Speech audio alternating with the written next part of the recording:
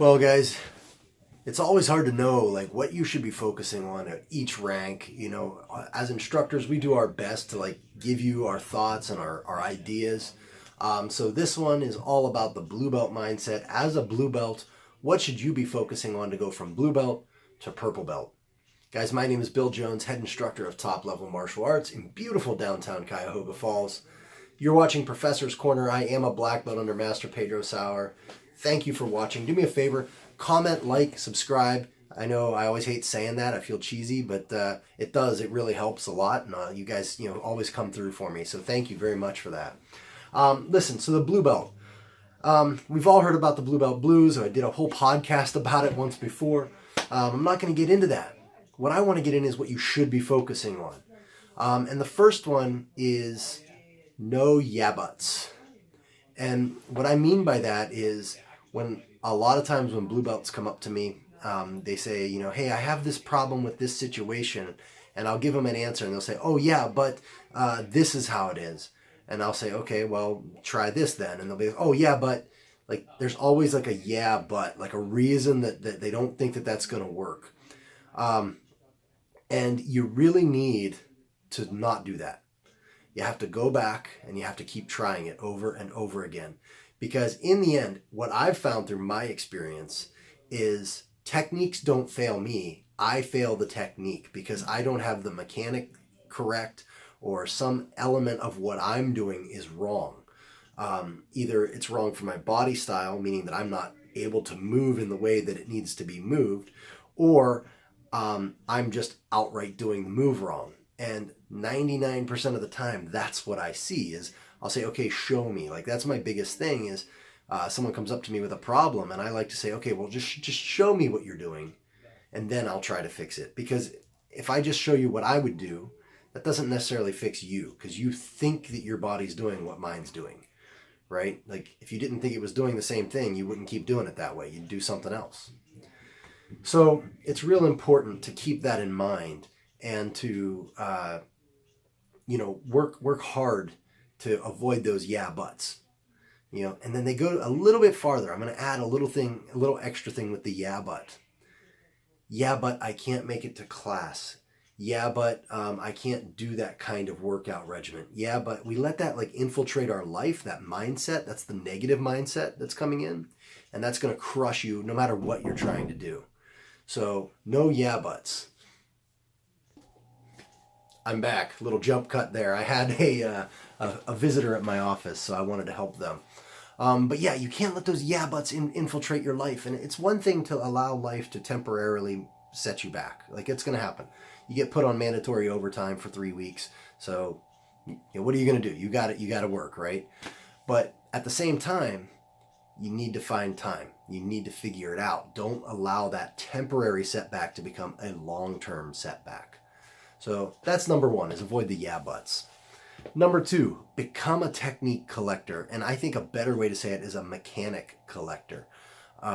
You want to learn as many moves and as many options as you physically can, as you mentally can. Learn everything, see everything, ask every question. Anytime you get tapped, ask what happened.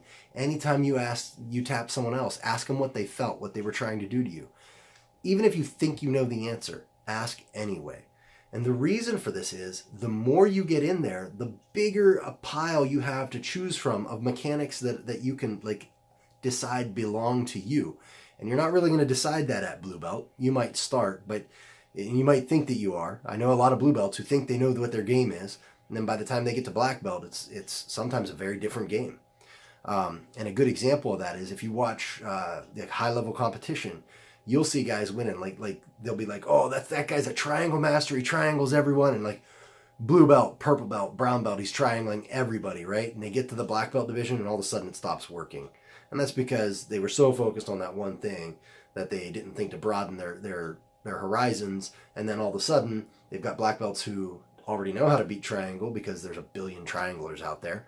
So they already know how to beat that type of game, and they have to change their game. So as a blue belt, your game as it is right now probably will not be what it is in the future, and that's okay.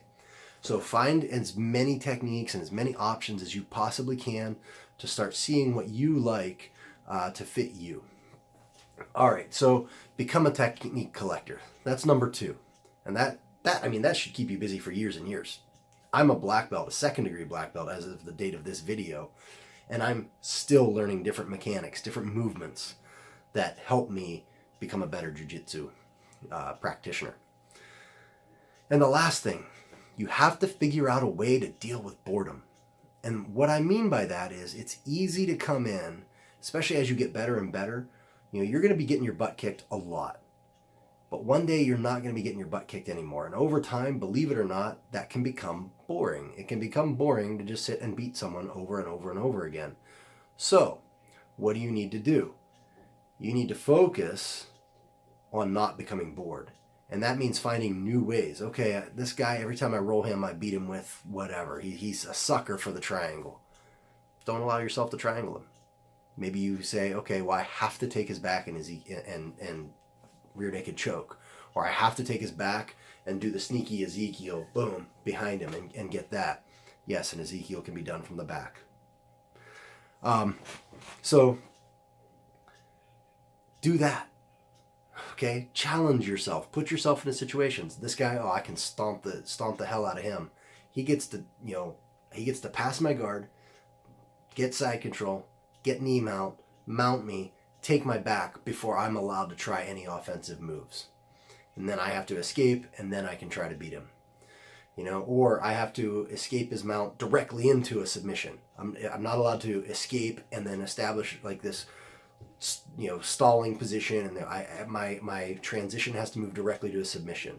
There's lots of ways to keep from getting bored in jiu-jitsu, and so it's baffling to me that anybody could ever get bored, but I know that it happens because I see it over and over and over again.